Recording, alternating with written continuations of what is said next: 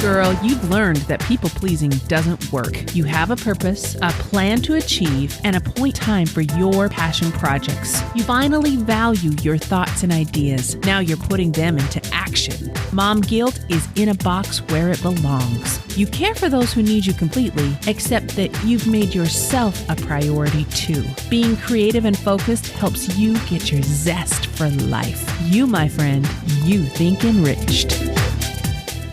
Hey, welcome to Think Enriched. I'm your host, Amy Robles. So happy to have you. Today's show is one of those that I hope you listen to and you share with your friends and you have your friends share with their friends. As women, I don't know why we do this. We see somebody and they just are killing it in one talent or capacity. And for some reason, if we're not careful, instead of feeling happy and supportive and loving of them, we just feel like we're less than and comparing ourselves.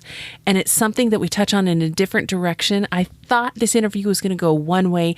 And you know how sometimes it just takes a crazy right turn and you have this really incredible conversation? That's what happened in this interview that we're sharing with you today. So we'll get to that in a minute. But first, you know what time it is. Speak that lingo. Speak the lingo. This is the part of the show where we dig into one specific term about leadership, business, about holding all of these components of life together to help us be more focused and clear on our goals. Today's term is self-care. And every time I hear that, I always think of, you got to have a nice tub and you got to have the candles. And to me, it seems like more work than actually taking care of myself. And so that's been something on my mind. I've been really digging in to learn more about that. And I found a site. I've got that link in the show notes. And they define it as self-care is a very active and powerful choice to engage in the activities that are required to gain or maintain an optimal level of overall health. And in this case, overall health includes not just the physical, but the psychological, emotional, social, and spiritual components of an individual's well-being. And so looking into that, what is it about physical self-care? That includes how much sleep you get, if you're drinking enough water, if you're counting your calories and really making sure you get exercise. It's also looking at the psychological self-care, which means avoiding that negative self-talk, making sure that you're not overdoing it on prescriptions. You're looking at emotional self-care, dealing with all of those deep emotions and working through the process of grieving when it's time, sometimes fighting off that depression or anxiety that can just hit you so hard sometimes in life. I found that interesting also, the social self-care, how it's so important to be with those people that you love and being able to talk through conflict and address those emotional needs of yourself and others and work through that, how that really matters. And then finally, spiritual self-care. This is about your faith, your belief in some sort of higher power, or your belief in the meaning of life, finding peace and meditation. And maybe part of that is included in taking a walk and just taking a break just for your overall feeling of get some peace and get back to work. And we all know we need to make self-care a priority. That is a big thing. We're so good about making sure that everybody in the family gets to the dentist. And we're so good about making sure all the appointments are taken care of. And I think sometimes if we're not careful, we don't value ourselves enough and give ourselves the personal opportunity to really make yourself a priority. And that's something I've been working on. And I've just noticed that I'm a lot nicer. I'm easier to deal with. And I don't get so snippy on little things. I know part of that comes from being able to look and say, look, I need a break. I need to do this. And being okay and not having the mom guilt, not having that overwhelming feeling of, well, I should be doing something else entirely. That's where we get lost, is where we're doubting ourselves or double checking on ourselves. So the challenge for this week is find one way that you are implementing more self-care in your life. Today's term, self-care.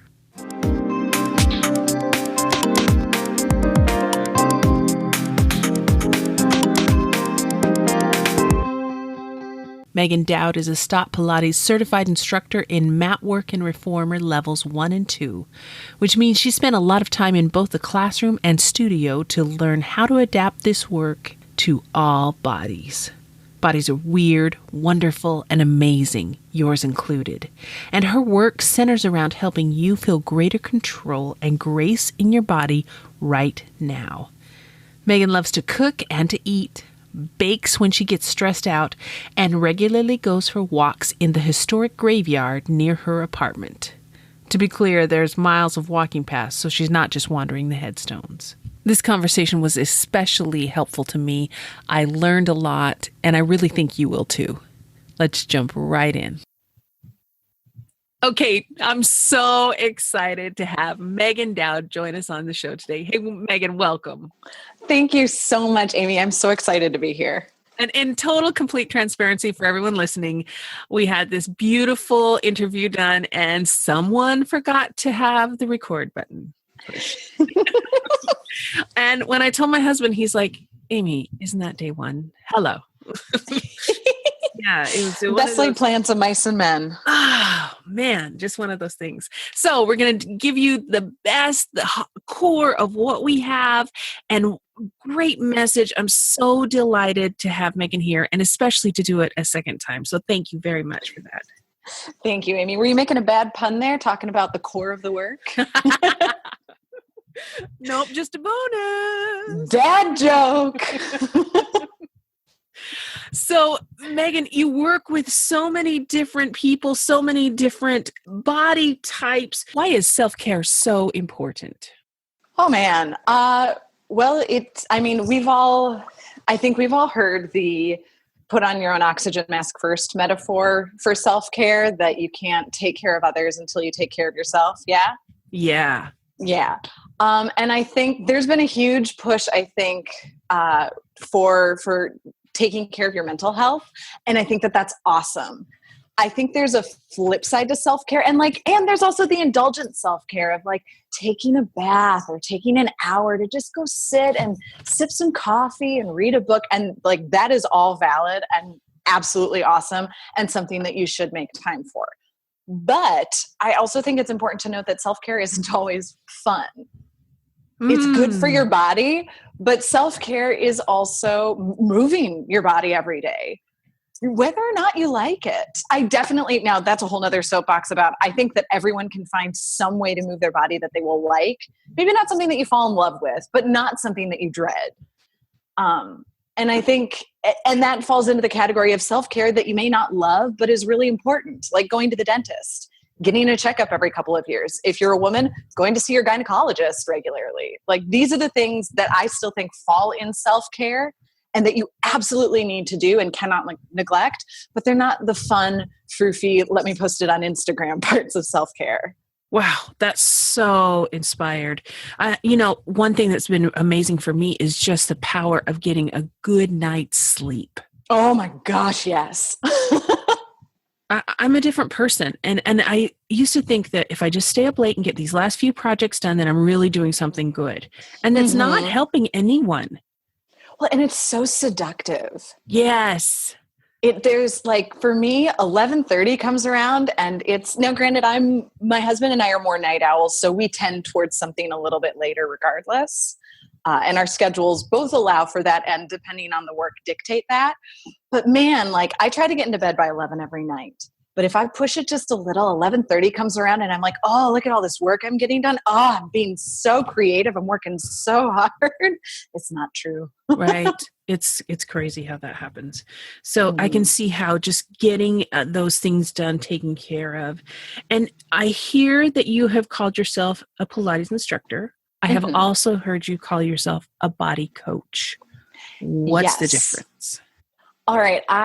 To me, there is a difference between an instructor or a personal trainer and a body coach. A personal trainer is someone who you show up to and they give you the workout to kick your ass. You fully commit to it for the hour that you're working with them, and then you go home and you're done. And seeing that to me is a trainer. A coach is someone who's going to set you up to do that work, to kick your butt and get it in gear, and then give you the tools to do that work the rest of the week. They're setting you up to not only do amazing work when you're with them, but you can do amazing work without them. So ideally, like if you're my client and you want to work with me for years on end, awesome. Let's do it. Let's talk about your goals. Let's talk about how your body changes, how your schedule changes, how your habits change. Let's make movement and Pilates a part of that. Awesome. But I also want to set you up that if you don't have the time or the money to work with me on a regular basis, that the few times that we do work together, you're still going to know how to take care of yourself the rest of the time. Oh, that is so inspired. But a good coach sets you up so you know what's coming next and how to work through the challenges and move forward. Yes. Oh, I love that. Yes, exactly that. And so as a body coach, as a movement coach, I want to set you up to move for the rest of your life and find some way that you really enjoy. And frankly, that'll probably change. I used to be super into running. Not so much right now. And that's okay. Wow, that's fantastic. So how did you get into this? Have you always been into fitness? Oh, no. That makes me like you more. Is that weird? No, I'm glad. It's something that I've actually really struggled with as an instructor because there's a certain assumption that as a fitness instructor, I absolutely love fitness and I've loved it forever. I am the least athletic person in my family. My brother is a cross-country runner. He played soccer for years. He still plays volleyball and golfs regularly and plays in in the city soccer league. Like that. Nope. I am so not athletic. I came to this work actually through theater. My degree's in theater and I've done postgraduate work in theater. And that was the first time I studied at the London Academy of Music and Dramatic Art. And while I was at Lambda, it was the first time that I felt like I fully inhabited my body. We had entire movement classes where it was 2 to 3 hours of just you and your body and your breath and learning how to inhabit all of your body and not just the perfunctory day-to-day. I can move and maybe sometimes I have a little bit of grace, usually not. And with the time at Lambda, I had the luxury and the time to learn how to inhabit from the tips of my toes to the tips of my fingers. And it felt amazing. Wow. It was one of the first times that I felt like, I keep coming back to the phrase fully inhabited, largely because I don't have a better one. Yeah. But it's a real treat. And it is an amazing feeling to feel fully present and fully aware of your body and the power that you have in your body. And I'd like to say for the record that we all have this. Like if you are a human and you exist and you have a body, you can have this. Like this is part of being human. If you don't have a body, you might be a ghost. You have other problems. So somebody's listening to you. I know they're like, wow, this sounds amazing. How do I just get started tapping into this? I've never even thought about this before.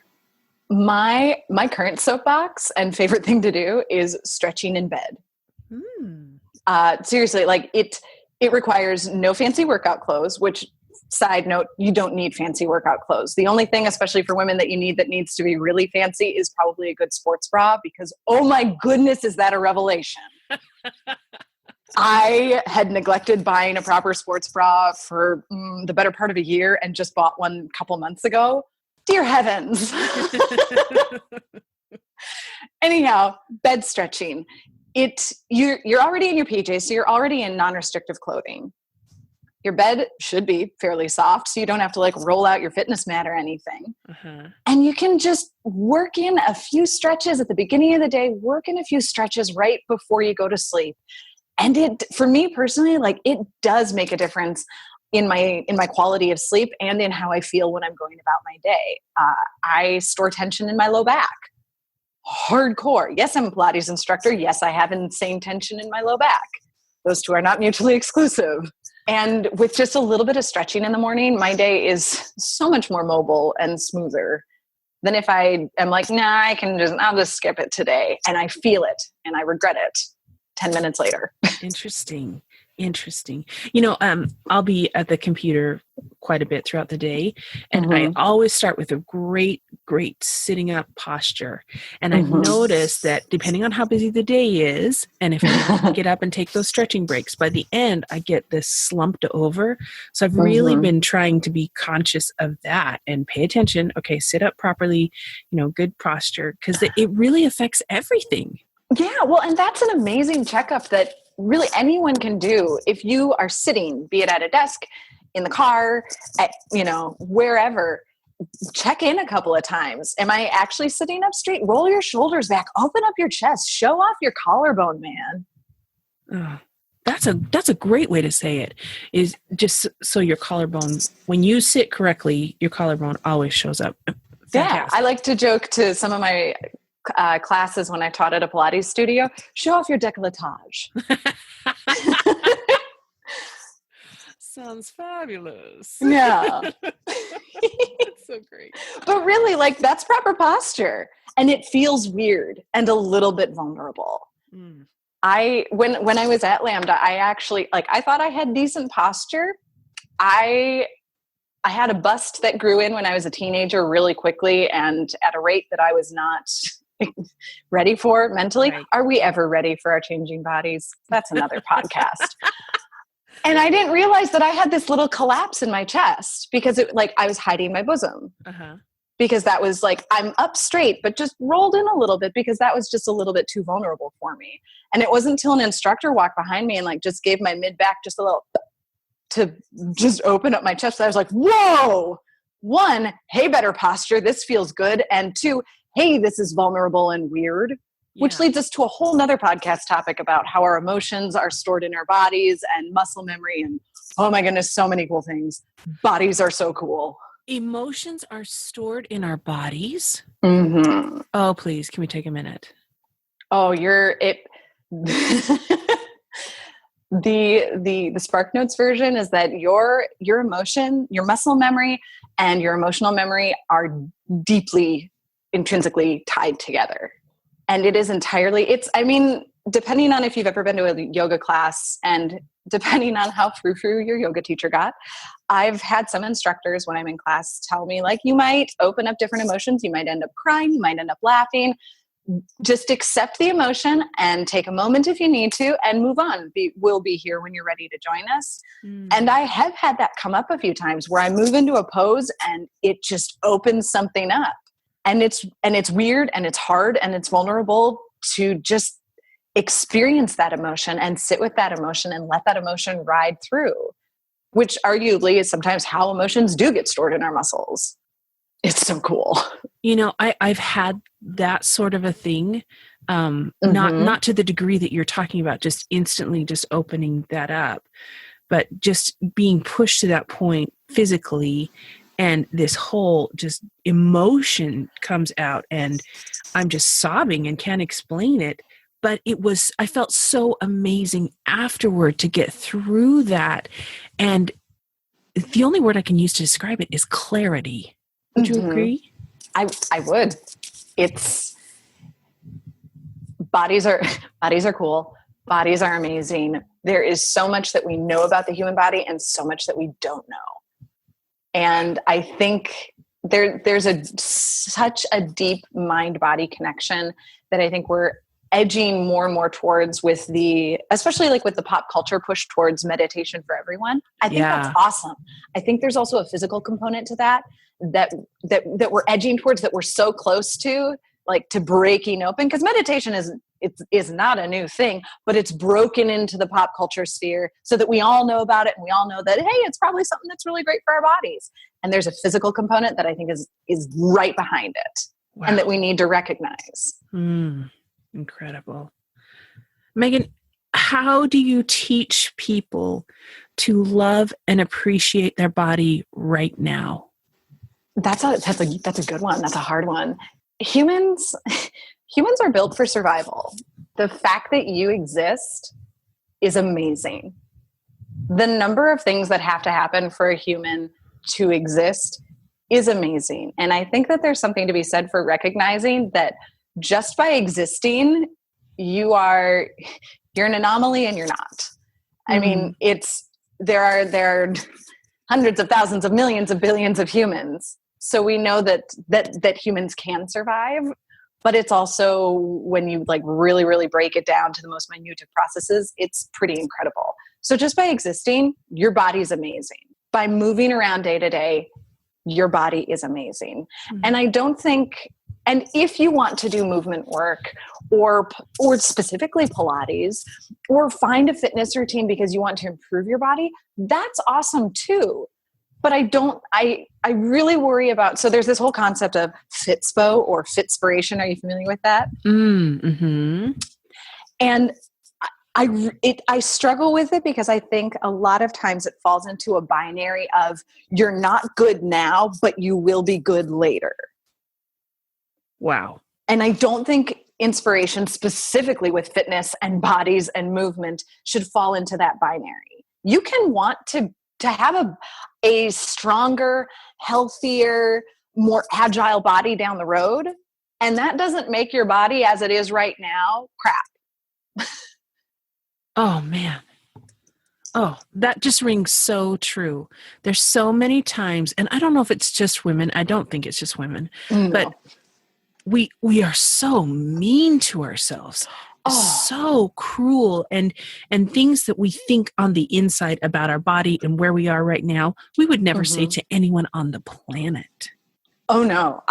One of my closest friends once said, in an effort to regulate your self-talk, always check in and see if you would say it to a small child. If you wouldn't say it to a small child, why are you saying it to yourself? Wow. That's fantastic. Right? And yes. And I fall into the negative self-talk trap too. I mean, real time, honest time here. Fitness instructors struggle too. And that's okay. I think it's refreshing almost to hear that, that it's just part of this process that we go through to improve. It's part and parcel of being human. Yes. Which is hard and messy and amazing and hilarious and ridiculous and everything. Oh, Megan, I know it's a good interview when I get chills just from learning and going through the process. And my friends that are listening and they're in their lives and they're either on the treadmill or doing laundry or they're driving the car and life is so busy and kids are screaming in the back seat and they're trying to keep everything under control. And in the back of their mind, they're thinking, oh, that sounds so good. How do I fit one more thing in my schedule? What would you say to can do it. You can find it. Bed stretching. Let's come full circle back to bed stretching. Yeah. It is such an easy, concrete way to just make a tweak. Because you're not putting on different clothes. You're not going anywhere. You're already there. So if you have to, set your alarm for 5 minutes earlier and just take those 5 minutes to do a little stretching. Get a little yummy. Stretch it out. Oh, I love hearing this. I was just thinking about how our family just went through the process of paying off an enormous amount of debt for our family and how we purged and got rid of 2/3 of our items. And we never did it one big, crazy kamikaze. It never happened in 1 week. Oh, heavens no. All these little things step by step. And to me, the message that I keep hearing from you is it starts small and it grows within. Yes. And the third part I would add to that is embracing the evolution. Tell me more about that. How you want to work out, when you can work out, and what you do are going to change. And I think that it's important and good to recognize that. inhabiting your body, establishing a movement practice, all of this is so individual that I have an issue with like the quick 21-day fix or like quick power programs. Mm-hmm. I think it's awesome that it's getting large groups of people moving, but there's no way that those can be effective for large groups of people across the board. They might be able to make little changes, but not the big changes that they're craving. And that's not to say that that little changes little changes in your body and how you feel come from just the little things that you do. You can get big changes in your body just by making small little tweaks. Yes. So my listeners who are just drinking this in like I am right now, how can they connect with you? How can they learn more from you? You can find me at megandowdpilates.com. And specifically for your listeners, because I love stretching in bed, I have a special download at megandowdpilates.com/thinkenriched. Think Enriched is all one word. You can download 3 very basic stretches that you can do in bed with some pictures and graphics and some text all on how to do it. I'm also offering exclusive and just for your listeners a 25% discount for the month. So from now through April 20th, I think, if I look at the calendar, yes, April 20th, for 25% off a training session with me. Wow, that's awesome. Yeah. So like if this is something that you're listening to this and you're thinking like, oh, this sounds great. It's been in the back of my mind for a while, but I keep putting it on the back burner. I want to make this so that you don't have any excuses. Oh, that's incredible. You're amazing. Thank you so much. So well, thank you. I have a group of listeners in the London area. How can they connect with you? Well, I will actually be in London this summer. So if you wanna hit me up, hit up my contact page. Let's figure out a way to meet. Because regardless, a lot of my training is online because I want to make this accessible to any and all time zones, any and all people. I am a Pilates instructor, but I am first and foremost a coach in that I want to give you the tools to set you up to feel your best in the body that you have right now. And if you want that body to change, awesome. But I also want to focus on where you are right now and not train the body that you think you're going to have, but train the body that you have now. I keep saying now. But I think the now is important when it comes to the fitness industry because we can't ignore the now. We can't. I don't ever, as an instructor and as a coach, I don't ever want to ignore who you are now, no matter what your goals are. I absolutely want to work towards your goals, but we need to remember and honor who you are right now. So all of that to say, all of my training's online for the most part, but I also travel a lot. And depending on where I am, I love to meet up with people and be like, hey, let's do some body work. Wow, that's awesome. That is so cool. I'd forgotten that you were going to be in London. That was a nice connection. I didn't mean that. I couldn't tell if it was a lead-in or not. No, so smooth. I was just thinking it's important for people to understand that you can do this online and just put your phone set up somewhere and be able to work in the comfort of your home. That's really neat. All you need is an internet connection and a fitness mat and a commitment to getting a little vulnerable with your body. Because body work is very vulnerable. And I also think that it's important to note that like if you work with me one time and you're like, hey Megan, you're obviously awesome, but I'm just not feeling the vibe, that's okay.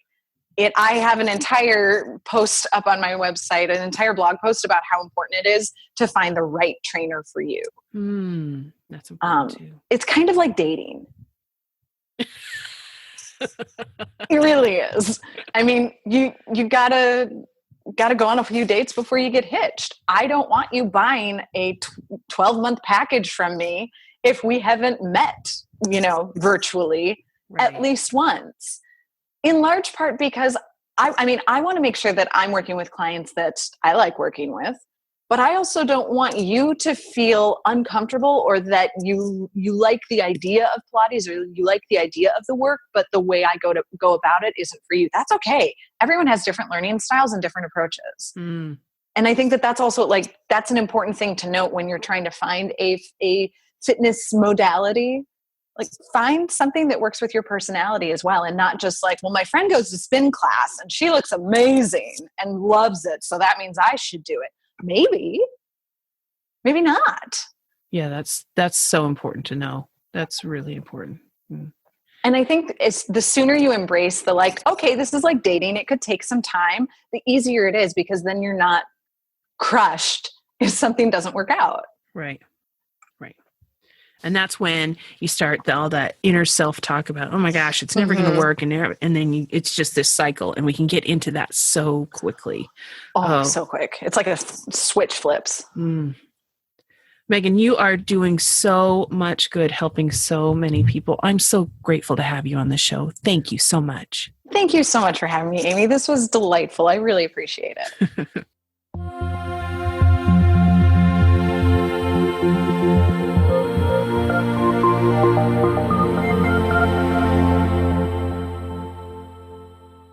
Wow, isn't she delightful? I'm so glad we had her on the show. Again, you can connect with Megan at megandowdpilates.com. If the only thing you take from this episode is just a chance to look at yourself, look at your life, and figure out one way that you can have a little more self-care, then all the time is worth it. Hey, have a great week. I'll talk to you soon.